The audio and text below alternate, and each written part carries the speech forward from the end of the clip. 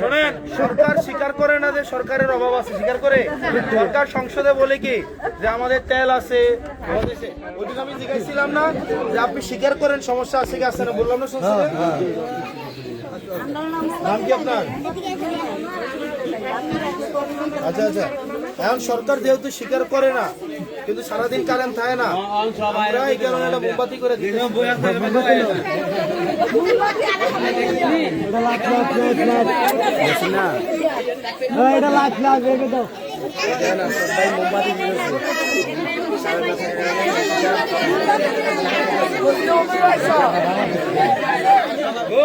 আপনার কাপড়টা সুন্দর আছে।